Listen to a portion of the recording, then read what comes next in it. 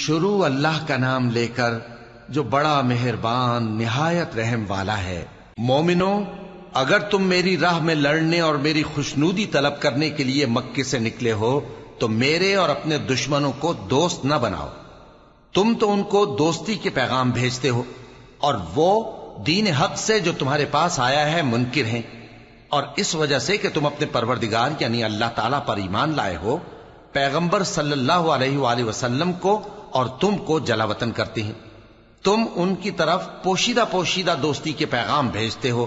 اور جو کچھ تم مخفی طور پر اور جو علل اعلان کرتے ہو وہ مجھے معلوم ہے،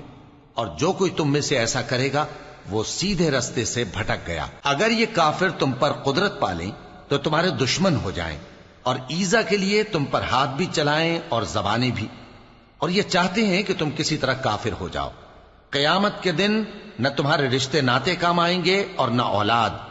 اس روز وہی تم میں فیصلہ کرے گا، اور جو کچھ تم کرتے ہو اللہ اس کو دیکھتا ہے۔ مسلمانوں، تمہیں ابراہیم اور ان کے رفقا کی نیک سیرت کو اپنانا ضروری ہے۔ جب انہوں نے اپنی قوم کے لوگوں سے کہا کہ ہم تم سے اور ان بتوں سے جن کو تم اللہ کے سوا پوجتے ہو بے تعلق ہیں، ہم تمہارے معبودوں کے کبھی قائل نہیں ہو سکتے، اور جب تک تم ایک اللہ پر ایمان نہ لاؤ ہم میں تم میں ہمیشہ کھلم کھلا عداوت اور دشمنی رہے گی۔ ہاں، ابراہیم نے اپنے باپ سے یہ ضرور کہا تھا کہ میں آپ کے لیے مغفرت مانگوں گا، اور میں اللہ کے سامنے آپ کے بارے میں کسی چیز کا کچھ اختیار نہیں رکھتا۔ اے ہمارے پروردگار، تجھی پر ہمارا بھروسہ ہے اور تیری ہی طرف ہم رجوع کرتے ہیں، اور تیرے ہی حضور میں ہمیں لوٹ کر آنا ہے۔ اے ہمارے پروردگار، ہم کو کافروں کے ذریعے فتنے میں نہ ڈالنا، اور اے ہمارے پروردگار ہمیں معاف فرما، بے شک تو غالب ہے، حکمت والا ہے۔ تم مسلمانوں کو یعنی جو کوئی اللہ کے سامنے جانے اور روز آخرت کے آنے کی امید رکھتا ہو اسے ان لوگوں کی نیک سیرت اپنانی چاہیے، اور جو روگردانی کرے تو اللہ بھی بے نیاز ہے، لائق حمد و ثنا ہے۔ عجب نہیں کہ اللہ تم میں اور ان لوگوں میں جن سے تم دشمنی رکھتے ہو دوستی پیدا کر دے، اور اللہ قادر ہے اور اللہ بخشنے والا ہے، مہربان ہے۔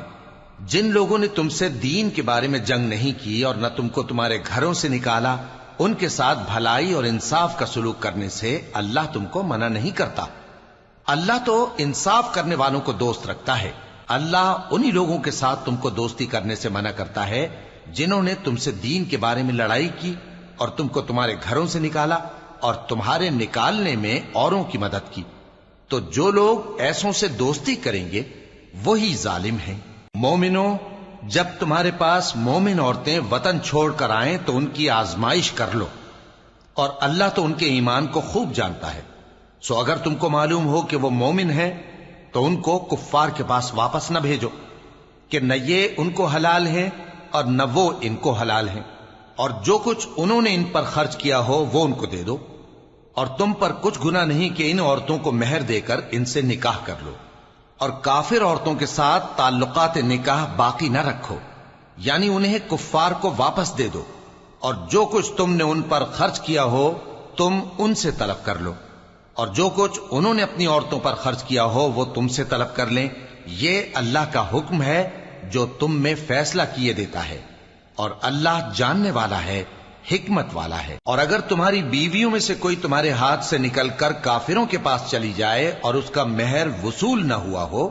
پھر تم ان سے جنگ کرو اور ان سے تم کو غنیمت ہاتھ لگے، تو جن کی بیویاں چلی گئی ہیں ان کو اس مال میں سے اتنا دے دو جتنا انہوں نے خرچ کیا تھا، اور اللہ سے جس پر تم ایمان لائے ہو ڈرتے رہو۔ اے پیغمبر صلی اللہ علیہ وآلہ وسلم،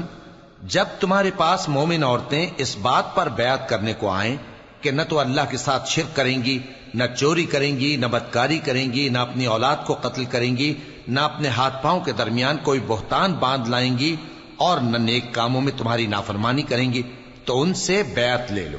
اور ان کے لیے اللہ سے بخشش مانگو، بے شک اللہ بخشنے والا ہے، مہربان ہے۔ مومنوں، ان لوگوں سے جن پر اللہ غصے ہوا ہے دوستی نہ کرو،